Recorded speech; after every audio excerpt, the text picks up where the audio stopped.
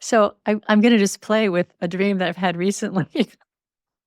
It's not my favorite dream. Actually, my favorite dreams have been dreams of houses, like I'm in a house and I have several, I haven't had these for a while, but they come in different forms. Sometimes like it's a house that I've lived in for a long time, but there's no basement. I know the basement's supposed to be the shadow, but there's some floor in the middle that I've never been to before. And I've lived in the house my whole life. And it's like, I've never been in that floor.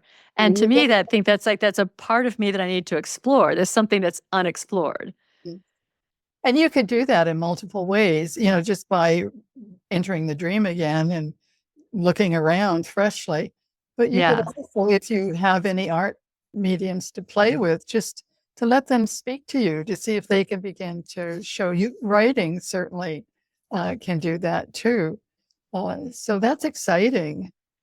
Yeah, my most recent dream I've been working with it was very, very short, but I was up on this, I don't know, stairwell or something, and I don't know, I kind of got distracted I saw a couple people from college and I was talking to them. Meanwhile, I was like, oh my gosh, I'm supposed to get on this cruise ship. Interesting, because I'm not a big cruiser, but for some reason lately I've been having dreams about cruise ships. And I run up the plank and and right as I'm like, I'm late. Oh my gosh, I need to get on this ship. And it pulls away. And I do know that my husband's on the ship. And now I'm over here and he's over there. And I'm like, okay, I caused this because I stopped to talk to some friends. And then the cruise people want to start selling me another cruise. Like, oh, you missed that one. Here, you can go here and you can go there. And I'm like, well, I don't want to go here or there. I want to get on that ship. And I've really been wrestling with this one. Well, there's another possibility in the dream. The dream ego doesn't want, is very clear about what she doesn't want.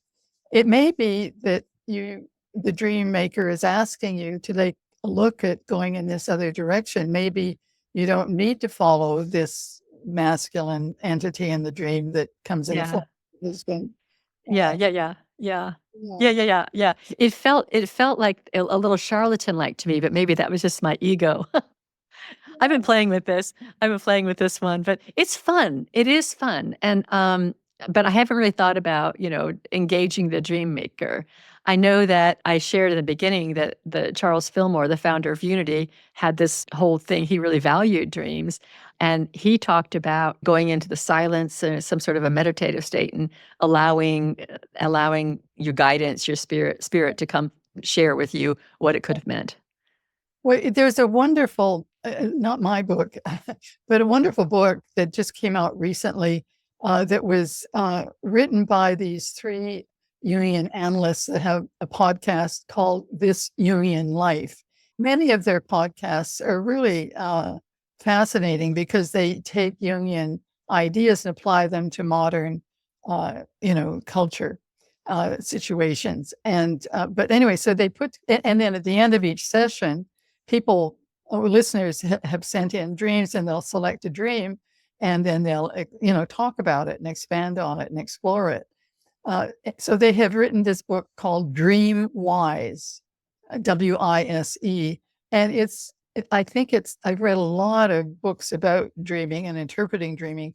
I think it's the best that I've seen put together because they take you right from the basics of how to look at different parts of a dream and put that all together. So I really recommend that for people who may want to explore more deeply the world of dreams.